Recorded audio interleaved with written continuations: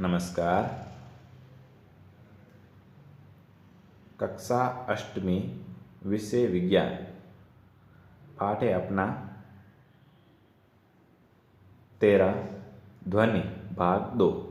इससे पहले अपने भाग 1 में पढ़ा था, उससे संबंधित कुछ पूर्व ज्ञान से संबंधित बात करते हैं।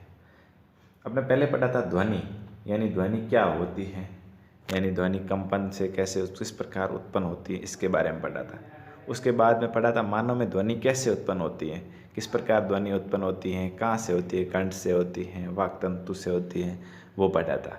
उसके बाद में पढ़ा था कि हम ध्वनि को कैसे सुनते हैं, तो ध्वनि को हम कैसे सुनते हैं इस पर भी अपने अध्ययन किया था कि कान है, कान के बाहर आकृति होती है वो कीप यानी फनल की तरह होती है, और उसके बाद में एक नलिका के द्वारा वो आवाज़ है वो अंदर चली जाती है, फिर वो पर्दे से टकराती है, इस प्रकार कंपन उत्पन्न होता है। ये आपने पढ़ा था इससे पहले। अब अपन बात करते हैं कंपन का आयाम, आवर्तकाल तथा आवर्ती। इससे पहले पढ़ा था कि कंपन आवर्ती व कंपन से उत्पन्न होती है, वो कल पढ़ लिया था। किसी वस्तु का बार बार इधर उधर गति करना कंपन कहलाता है। इस गति को दोलन गति भी कहते हैं। प्रति सेकंड होने वाली दोलनों की संख्या को दोलन की आवृत्ति कहते हैं। आवृत्ति को हर्ट्ज में मापा जाता है। इसका संकेत Hz होता है। Hz आवर्ती दोलन प्रति सेकंड के बराबर होती है। क्या होता है, कंपन किसे कहते हैं कि किसी वस्तु के इधर उधर बार बार जो कंपन गति करते हैं उसे क्या कहते हैं, कंपन कहा जाता है। और इसका जो मापन है वो इनकी जो दोलनों की संख्या है प्रति सेकंड में, उसको आवर्ती कहा जाता है। और आवर्ती को है वो हर्ट्ज में मापा जाता है, और हर्ट्ज है उसका चिन्ह है कैसा होता है, Hz होता है। यानी कोई संख्या लिख करके Hz लिखा है तो वो क्या हो जाएगी, आवर्ती कि आपने समझ जाना है कि वो क्या लिखा हुआ है, आवर्ती का मापन किया हुआ है।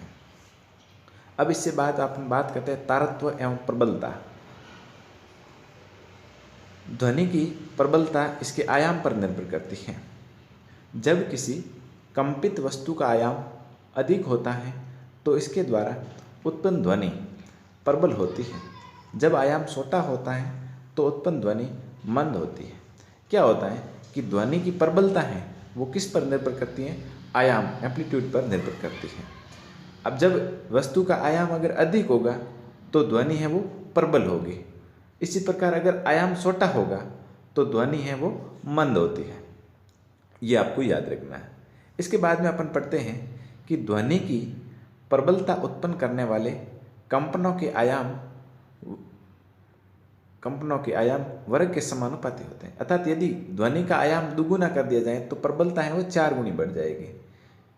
क्या होता है कि प्रबलता है वो आयाम के वर्ग के समानुपाती होती है। यानी अगर ध्वनि का आयाम दुगुना कर देते हैं तो प्रबलता है वो 4 गुना हो जाएगी। अगर ध्वनि की आयाम है वो 3 गुना करेंगे तो प्रबलता है वो 9 गुना बढ़ जाएगी। यानी आयाम है वो प्रबलता के वर्ग के समानुपाती है, और प्रबलता ध्वनि की प्रबलता को डेसिबल में मापते हैं। अब अगर अपन आगे बात करते हैं, आवर्ती ध्वनि की तीक्ष्णता या तारत्व को निर्धारित करती है। कौन निर्धारित करती है, ध्वनि की तीक्ष्णता और तारत्व को हमेशा आवर्ती निर्धारित करती है।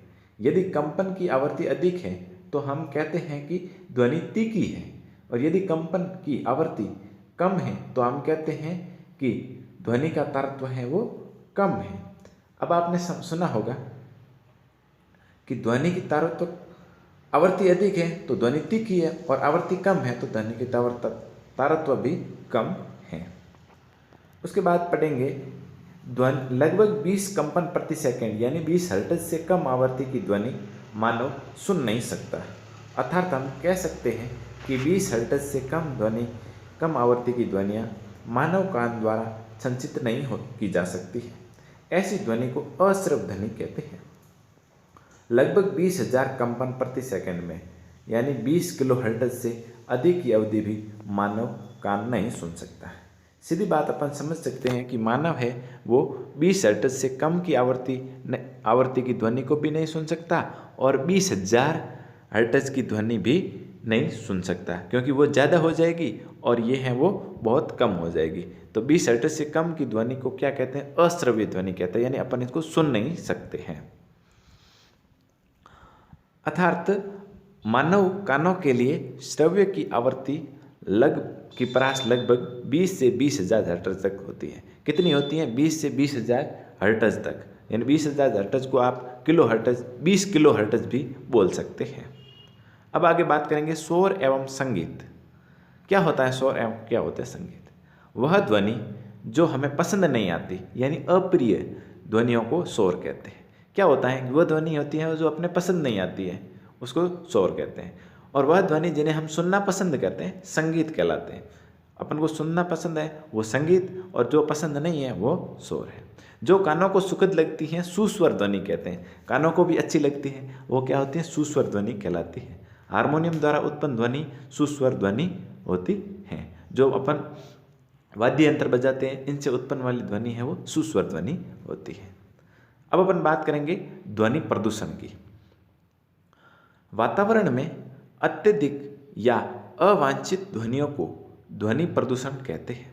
वातावरण में कभी अधिक ध्वनि होती है या फिर फालतू की ध्वनि होती है, अवांछनीय ध्वनियाँ होती हैं, उन्हीं को ही ध्वनि प्रदूषण कहते हैं। ये कौन से हैं? ध्वनि प्रदूषण का मुख्य कारण वाहनों की ध्वनियाँ हैं। वाहन, गाड़ियों की आवाज़ है वो है। विस्फोट है जिसमें पटाखे का फटना है, पटाखे हैं, मशीनें हैं, लाउड स्पीकर है, ये आदि हैं वो क्या है? ध्वनि प्रदूषण के उदाहरण हैं। ध्वनि प्रदूषण हमारे शरीर के लिए घातक है। ये हमारे शरीर के लिए बहुत ही घातक है। यह अपने स्वास्थ्य संबंधित समस्याओं का कारण बन सकती है और निद्रा, अति तनाव, उच्च रक्तचाप, चिंता तथा अन्य बहुत से स्वास्थ्य संबंधी विकार ध्वनि प्रदूषण से उत्पन्न होते हैं। क्या होता है कि ये ध्वनि प्रदूषण से हमारे शरीर में बहुत तरह तरह की समस्याएं हो जाती हैं, जैसे निद्रा है, अति तनाव है, उच्च रक्तचाप है, चिंता है आदि। अब अपन बात करते हैं कि ध्वनि प्रदूषण को सीमित कैसे रखा जा सकता है, यानी इस पर नियंत्रण, कंट्रोल कैसे किया जा सकता है, उसके बारे में। तो ध्वनि को नियंत्रण करने के लिए हमें ध्वनि के स्रोतों पर ही नियंत्रण करना चाहिए, यानी जो ध्वनि के स्रोत हैं जैसे गाड़ी है तो उस पर भी नियंत्रण करना चाहिए। ध्वनि उत्पन्न करने वाले क्रियाकलापों को आवासीय क्षेत्र से दूर संचालित करना चाहिए। जैसे ध्वनि उत्पन्न करने वाला क्रियाकलाप कोई भी है, जैसे फैक्ट्री है तो उसको है उससे अपना घर है वो दूर होना चाहिए। उद्योगों को आवासीय क्षेत्र से दूर स्थापित करना चाहिए। जो उद्योग हैं कोई तो उसको है वो अपने आवासीय क्षेत्र, अपना घर है वो उनसे दूर होना चाहिए, जिससे उनकी फैक्ट्री से निकलने वाली आवाज़ हमें नहीं सुनाई दे। गाड़ी के हॉर्न का कम से कम उपयोग करना चाहिए। अपन गाड़ी चलाते हैं तो उनका भी हॉर्न का है वो कम से कम उपयोग करना चाहिए। जहाँ अपना को ज़रूरत पड़े वहीं पर करना चाहिए। टेलीविज़न एवं संगीत निकायों की ध्वनि प्रबलता कम रखनी चाहिए। टेलीविज़न है या फिर संगीत निकाय कोई भी है तो उसकी भी आवाज़ है वो हमेशा प्रबलता कम रखनी चाहिए। और इसके बाद में सड़कों तथा भवनों के आसपास पेड़ लगाने चाहिए, तो पेड़ से भी ध्वनि प्रदूषण कम होता है। अब इस पर ये पार्ट अपना संपूर्ण हो गया है। इसका गृह कार्य के रूप में कुछ प्रश्न है वो आपको करने हैं।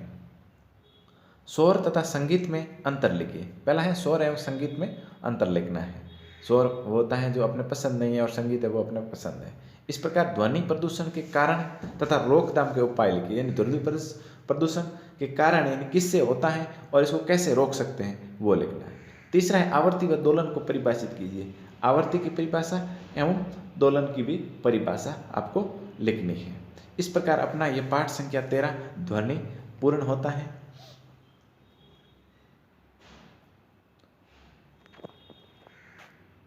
धन्यवाद।